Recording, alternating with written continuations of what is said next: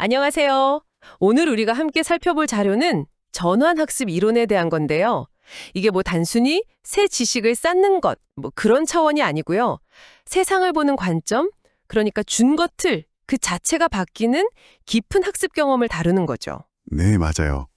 비유하자면 세상을 보는 안경을 아예 바꾸는 거랄까? 그런 느낌이죠.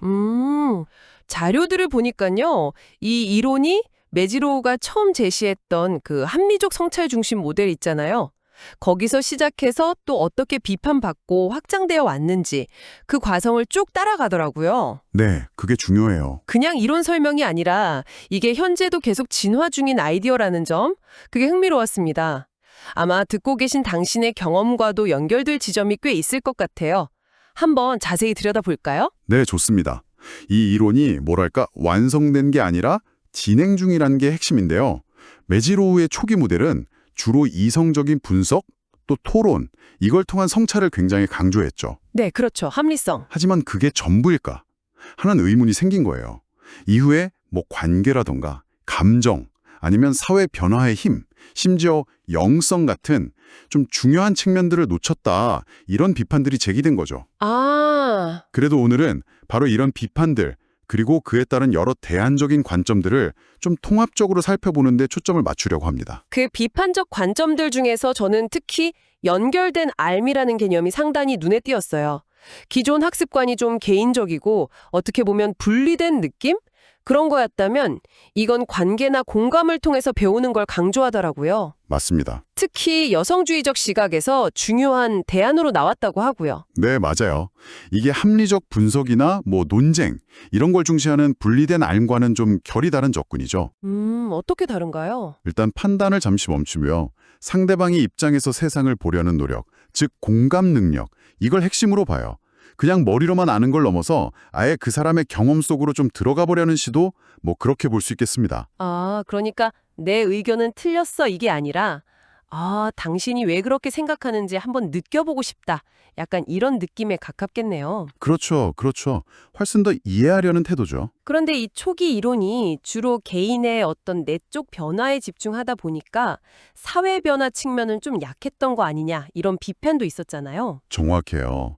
개인의 깨달음도 물론 중요하지만 학습이 결국 어떻게 사회의 어떤 불이나 문제에 맞서는 힘이 될 수 있는가, 이 질문이 또 중요한 거죠. 네. 자료에도 캐나다의 안티고니시 운동이나 미국 하일랜드 민속학교 같은 사례가 나오는데 이게 좋은 예시예요. 그 사례들. 네, 이 운동들이 교육을 통해서 지역 주민들이 스스로 경제적, 사회적 어려움에 맞서 싸우고 진짜 실질적인 변화를 만들어내도록 도왔거든요. 개인 성찰을 넘어서 집단적인 학습과 행동으로 연결된 거죠. 와, 그렇군요. 학습의 단위가 개인이 아니라 집단 혹은 조직으로도 확장될 수 있다는 거네요. 자료에서도 뭐 액션 러닝 같은 방법들 언급하면서 조직 차원의 변화 가능성도 이야기하고 있고요. 네, 그런 관점도 충분히 가능하죠. 다만 조직 전체를 너무 단순하게 하나의 학습 주체로 보는 것에 대한 비판도 있긴 합니다. 또 비판이 있어요? 네, 왜냐하면 조직이라는 게 사실 다양한 집단의 이해관계나 갈등이 얽혀 있잖아요.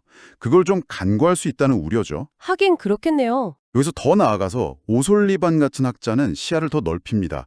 개인, 사회, 그리고 지구 생태계 전체를 다 연결해서 통합적인 관점으로 전환학습을 봐야 한다, 이렇게 주장해요. 와, 이건 정말 훨씬 거시적인 관점이네요.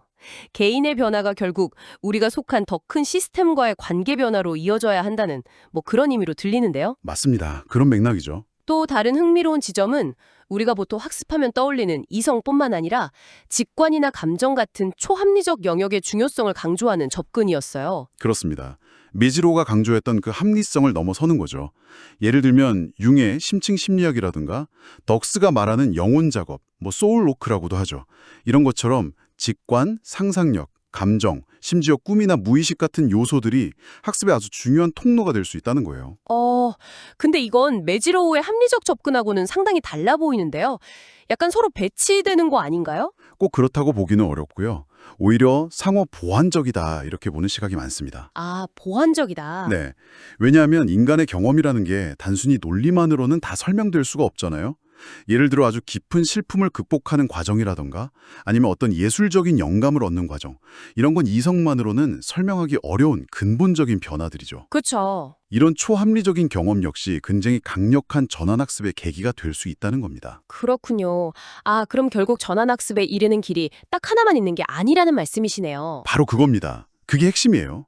어떤 사람은 굉장히 논리적인 분석과 성찰, 즉 인지적 경로를 통해서 변화할 수 있고요. 네. 즉 관계적 경로를 통해서 변화를 경험할 수도 있어요. 아, 또 다른 사람은 어떤 사회 문제에 직접 참여하면서 즉 사회 비판적 경로를 통해 변화할 수도 있고요. 혹은 말씀드린 직관이나 어떤 영적인 체험, 즉 초합리적 경로를 통해 결정적인 관점의 변화를 경험할 수도 있는 거죠. 정말 다양하네요. 네, 처한 상황이나 개인의 성향에 따라서 그 경로가 다를 수 있다는 겁니다. 중요한 건 어떤 경로를 통하든 그 끝에는 세상을 보는 방식에 근본적인 변화가 있다는 공통점이 있다는 거죠. 네, 오늘 이 자료들을 쭉 살펴보니까 전환학습 이론이라는 게 정말 무슨 단일한 모델이라기보다는 여러 관점들이 굉장히 역동적으로 상호작용하면서 발전해온 아주 풍부한 개념이라는 걸 알 수 있었습니다. 맞아요. 말씀하신 대로 이성적 성찰은 물론이고 관계, 사회적 맥락, 감정, 영성까지 다 아우르는 복잡하고 다층적인 과정인 것 같아요. 네, 그리고 이 다양한 관점들이 지금도 계속해서 이론을 더 풍성하게 만들고 있다는 점, 그게 중요합니다. 개인의 내면에 집중하든 사회적 행동을 강조하든 합리성을 중시하든 직관을 활용하든 결국 핵심은 더 깊고 넓게 이해하게 되는 관점의 전환에 있는 거죠. 네, 오늘 이야기가 당신의 학습 경험을 좀 돌아보는 그런 계기가 되었으면 좋겠습니다. 마지막으로 이런 질문을 한번 던져보고 싶네요. 이 자료가 보여주듯이 전환에 이르는 길은 참 다양합니다. 당신은 주로 어떤 경로, 인지적인 경로, 관계적인 경로, 사회적인 경로 혹은 초합리적인 경로를 통해서 자신과 세상을 보는 관점의 변화를 경험해 오셨나요? 그리고 혹시 아직 충분히 탐험해보지 않은 다른 경로를 의식적으로 한번 걸어보는 것이 당신의 배움에 어떤 새로운 문을 열어줄 수 있을까요? 한 번쯤 생각해 보시면 좋겠습니다.